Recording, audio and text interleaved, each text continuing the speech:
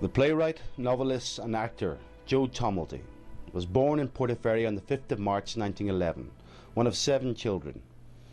Joe left school aged 12 and followed his father's trade as a house painter.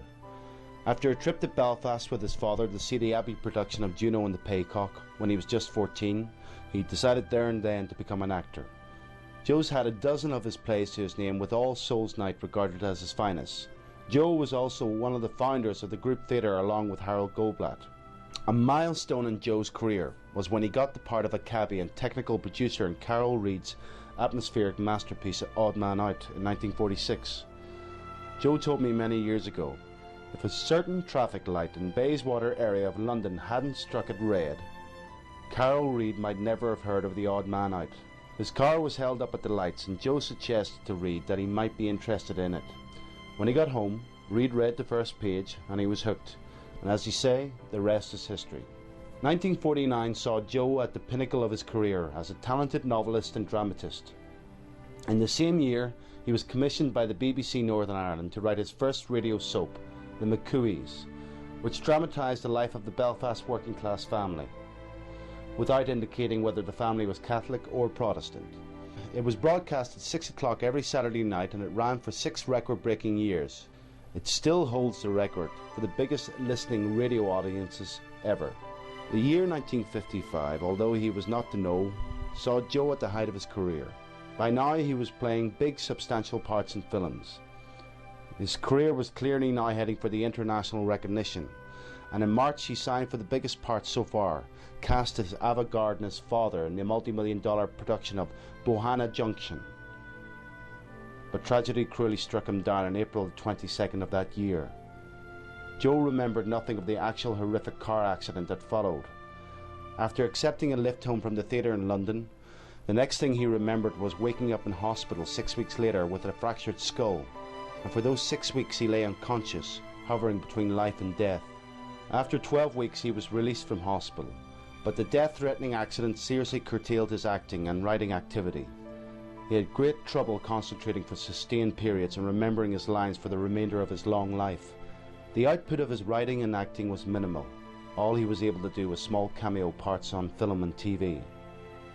Joe Tomelty died at his Stockman Lanes home on the 7th of June 1995. Which is the harpooner I'm to sleep with tonight? Oh, he ain't among them.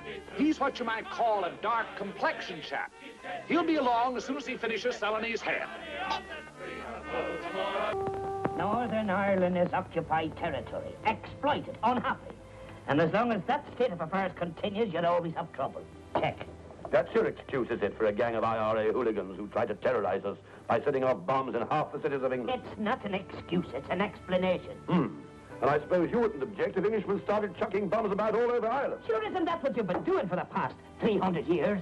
Only you put the men in uniform to make it legal. There's a difference between using soldiers in uniform to keep the peace and gunmen to break it. The peace, is it? It's hard for an Irishman to see anything peaceful in a rifle that's pointing the wrong way. There's never been an English rifle pointing at a law-abiding citizen. And how can any self-respecting Irishman be law-abiding when he can't abide the laws you make? You know, my dear Brannigan, sometimes I wonder how you and I tolerate each other. There are 2 reasons, as far as I can see. Firstly, I couldn't stand the sight of you for more than a week at a time, and you never come to Ireland for more than a week at a time. And secondly, your game of chess gets worse instead of better. On these terms, the friendship can continue indefinitely. Every summer I go away, vowing I'll never come back. Yet even in the middle of a war, over I come. I suppose I think sooner or later I may convince you of something. That donkey's I note that large quantities of rather inferior champagne were delivered to the hall this morning. That's for the hunt ball tomorrow, sir, but you needn't worry, for the General paid for it all in advance. Oh, my dear Dooley, if the General hadn't paid for it all in advance, I would never tolerate the idea of a hunt ball at a melancholy time like this. You see, sir, it was the General's last dying wish that it should go on. Yes, so I believe. I understand that you owed the General £500. That's right, sir, but you're the good man in another dying wish. He cancelled it all. May God bless him. Oh?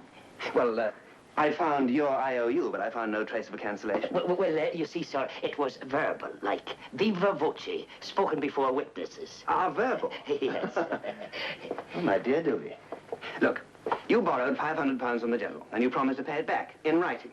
So I'm going to hold you to it, for your own good, of course. But, sir, where would the likes of me get £500? No, that's a question I've often had to ask myself, and find the answer. Oh, by the way, it's £525 at the very moderate rate of interest of 5%. But, sir, I haven't got any capital. It's bad luck, Dooley, it's bad luck. But I'm afraid it's a case of pay up or close down. Anyway, I'll give you 2 days to decide. Thank you. Bloodsucker.